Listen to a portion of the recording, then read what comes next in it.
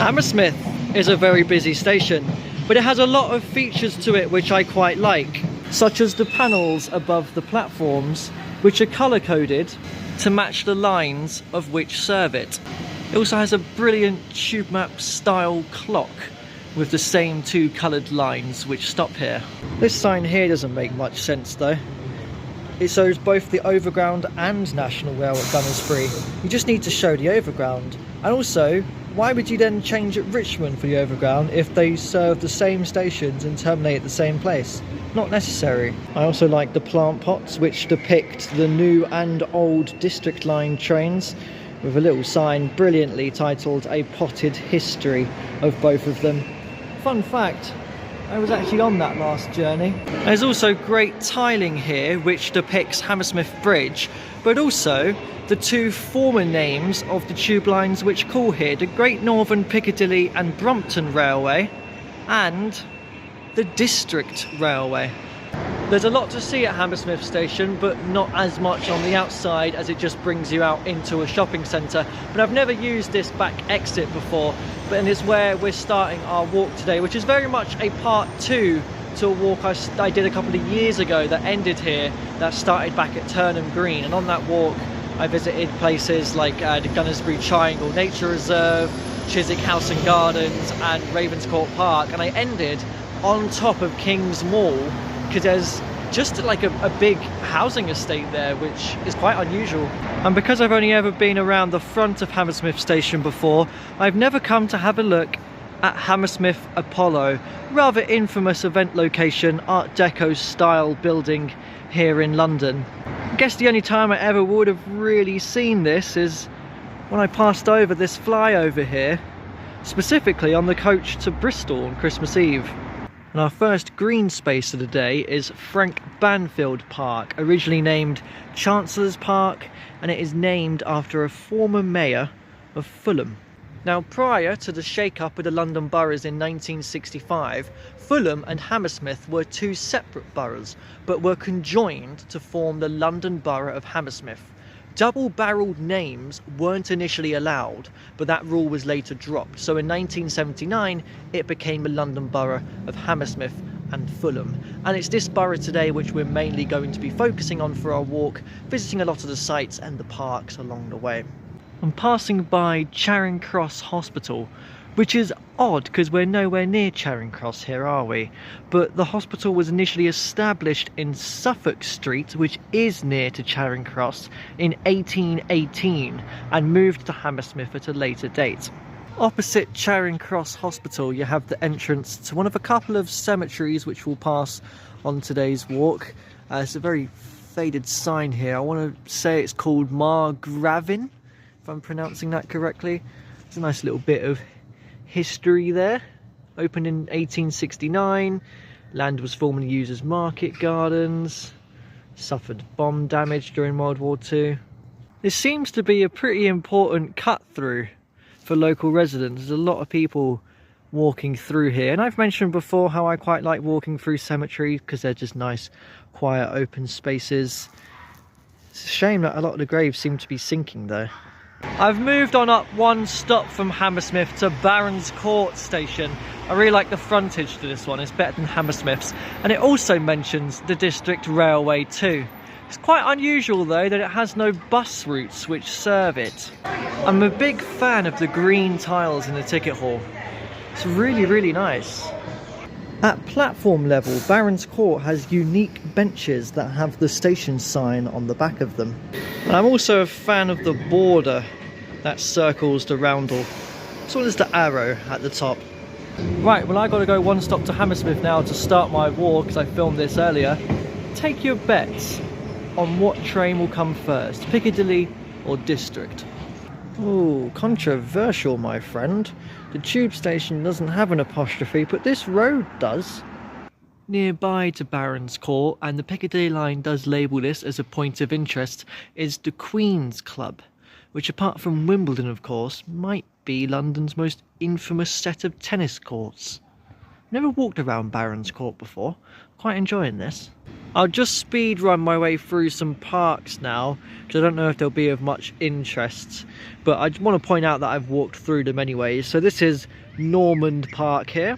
This is Bayonne Park, which is just tucked at the back of the Bayonne estate. And this is Lily Road Recreation Ground. Just popping my head into Fulham Cemetery, which is adjacent to the recreation ground. It's much smaller than the one near to Barons Court. I'm going to head out the same way and walk along the road now towards the River Thames.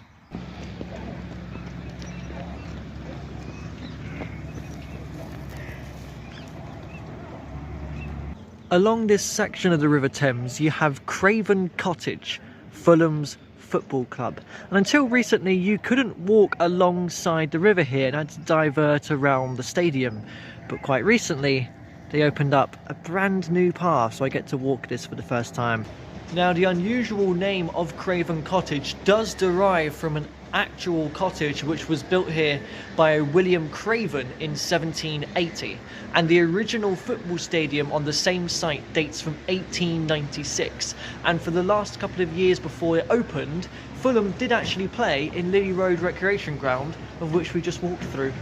Now when I first walked this section of the River Thames from Kew to Imperial Wharf, as I said, I had to divert around the stadium, and it was at that point that I actually came across an old Borough of Fulham sign, but it had basically been crossed out, like they didn't want to acknowledge that that was used to be a thing, unlike other old borough signs. And the other time I've been here was after the 424 bus route, which terminates at Craven Cottage. I walked alongside the River Thames back to Putney Bridge. Hail and ride is such an unusual thing, because there's a section of a bus route where there are no bus stops, so you can literally get on and off wherever you want as long as it's safe for the driver to stop there. But there are still bus shelters and bus stands, so why this isn't just a normal bus stop, I have no idea. I can spot the Beverley Brook making its confluence with the Thames on the opposite side. I remember really enjoying this section of the walk because it takes you right by Bishop's Park.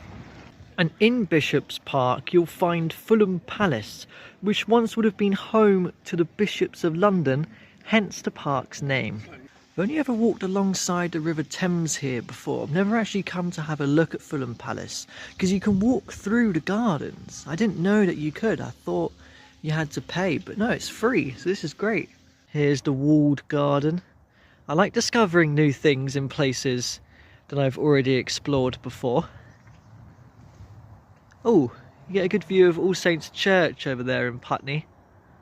I actually walk across the grounds of All Saints Churchyard to get to Putney Bridge now. I love this bookshop beside Putney Bridge here. There's a road sign above it which mentions the London Borough of Hammersmith, which could predate 1965 or it could predate 1979 before it became Hammersmith and Fulham. Putney Bridge Station was the original terminus of the District Line branch to Wimbledon when it opened in 1880 under the name Putney Bridge and Fulham, but in 1902 it changed to become Putney Bridge and Hurlingham before simplifying its name at a later date. Last week we started a walk on the south side of the river at East Putney and did a walk around Wandsworth, and I mentioned how when I did the River Wandle walk I ended that by coming along the Thames and across the Putney Rail Bridge to end here at Putney Bridge. And something almost hidden in plain sight here is a pillbox just at the end of the station.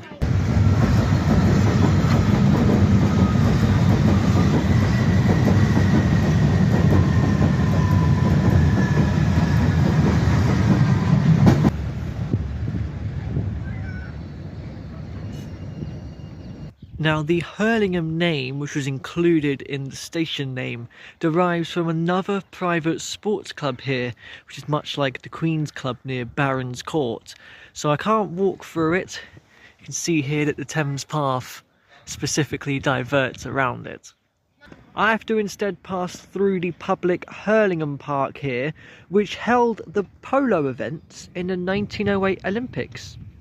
Going to speed run through another couple of parks now. This is South Park, which is not the only one in London, and neither of them have any correlation to the TV show. This is William Parnell Park, which I've heard is nicknamed Pineapple Park. I think I've come across the reason why. And I'm now skirting along the southern edge of Eel Brook Common, which I can only assume is a lost river, the Eel Brook. And Eel Brook Common leads us up to Parsons Green, which is giving us a clue as to what the next District Line station is. And much like Barons Court, there's a controversial inconsistency here with an apostrophe on this sign, whilst the station does not have one. Parsons Green Station is built in a very similar architectural style to Putney Bridge. It's just much more of a cramped entrance. Oh, I didn't notice the underground branded lamps up there. I really like that. Now I'm walking alongside the District Line now, on the north side of Eel Brook Common. I've looped around and we're following the railway up to the next station. And the next station is here. But it doesn't look very much like an operational station, does it? And that's because this is the original entrance into Fulham Broadway station, which was originally called Walham Green. Fulham Broadway is very much a station of two halves. You have the much older side, where there's an unusual footbridge that links the two platforms, which feels a bit unnecessary until you realise that it's the original footbridge that would have led to the original exit of the station. And the much newer side brings you out into a shopping centre that was built in the early 2000s, much like Hammersmith Station actually. Fulham Broadway Station is the closest one to Chelsea Football Club, which, much like Millwall a few days ago, I've never stood outside of before. It's much more imposing than Craven Cottage as well. I wonder if they actually open up the old station's exit here for when Chelsea are playing, as for extra capacity. Now the name of the stadium, Stamford Bridge, obviously is named after a bridge that would have ran over the lost river known as the Counters Creek, which would have flown into the Thames near to Imperial Wharf. And in fact the only bit of that you can still see today is the river that is there, which is known as the Chelsea Creek. Now sort of nearby you have Stamford Brook Station, which in itself is a lost river, but there's no direct correlation between Stamford Brook and Stamford Bridge. It's pretty cool to be walking around a big football stadium like this. Found this passageway which a lot of people would use to get into the actual stadium itself, and yeah, that's probably the best view I'm going to get of it, but at least I got to see inside. Did you know that Fulham Broadway wasn't always the closest station to Chelsea Football Club though? There would have been one right here on what is now the Mildmay line. I'll have to stretch over, but can you see some disused platforms down there? That would have belonged to a Chelsea and Fulham station which closed back in 1940. The railway actually uses the alignment of the old Counters Creek. Rivers a lot of the time act as borders, as boundaries, and with this on the railway bridge, presumably old parish boundary markers from 1862, just a little bit of time before the railway actually came through here, it's safe to assume the Counters Creek was indeed a border as well. And that tradition is kept up today as it acts as the border between the boroughs of Hammersmith and Fulham and Kensington and Chelsea, meaning that Chelsea Football Club actually lies just outside of the borough of its namesake. Right, I'm quite excited for this next segment of the walk, as I'm going through one of the magnificent 7 cemeteries in London, and this is the only one which I've not been to. This is Brompton Cemetery. This is also a royal park, making it the only one of the 7 to be Crown property. This is probably the most linear cemetery out of the 7, as there's just one long straight avenue cutting right down it. And it's quite weird because I've seen this one many times before in films and on TV, so to now be here in person, I do recognise it. We've been to West Norwood, Tower Hamlets and now Brompton cemeteries in my videos, which means at some point I should probably go and do the other 4, even though I've been to them before. So Highgate, Nunhead, Abney Park in Stoke Newington and Kensal Green. I should do a ranking now I've been to all 7, but I don't know if it's unfair to rank Highgate last because you have to pay to go in that one.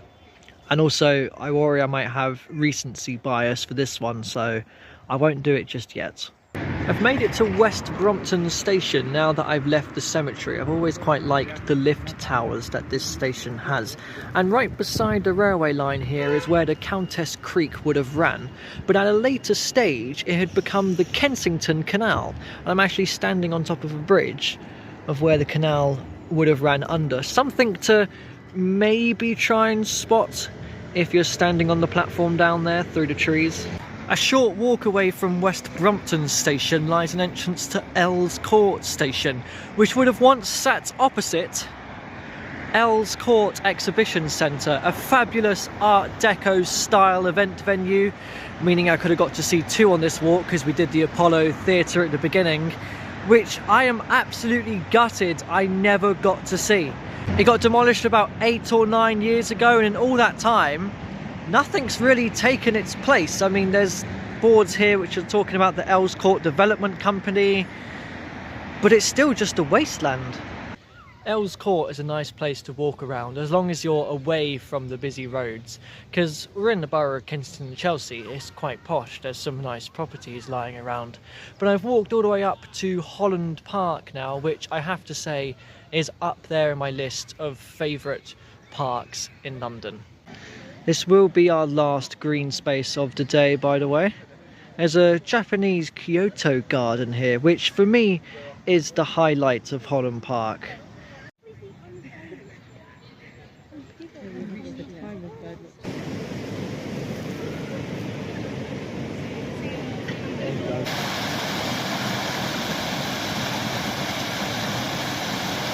We've left Holland Park now. We're on a high ridge of land as we near Notting Hill, but we're actually on Campden Hill, and there's a pub here called Windsor Castle, because I believe before we built up around this area, from this point you could actually spot Windsor Castle. If you walk straight up Campden Street though, you get to another notable pub called the Churchill Arms, which is just completely covered in plants. If you come here at Christmas time though, they go above and beyond in decorating this with lights and whatnot and trees, so worth a visit. And we end the walk here at Notting Hill Gate Station, which until 1959 the Central and District Line stations here were completely separate. At that time, escalators replaced lifts down to the Central Line platforms, and in 2010, when they were modernising the station, they uncovered a passageway that led to the old lift shafts, and in it remained posters that were still in situ. But rather than do anything with them, they just covered back up the passageway. So somewhere down in the bowels of Notting Hill Gate Station lies 65-year-old tube posters. Now the Central Line platforms here are layered because when they were constructing the railway, and you'll see this a lot with tube lines, they just follow roads because it was cheaper to build under a road than it was a building, and the road up top was too narrow for 2 tracks and 2 platforms to sit side by side. So they had to layer the platforms here. This station does border zones 1 and 2, but on Circle and District Line trains they don't show that because the station either side is in zone 1. So for your journey you don't need to know that you're passing through zone 2 because you're never going to get charged for it. Well, thank you for joining me on that walk through West London. I really enjoyed that. Pleased I got the last of the Magnificent 7 cemeteries ticked off.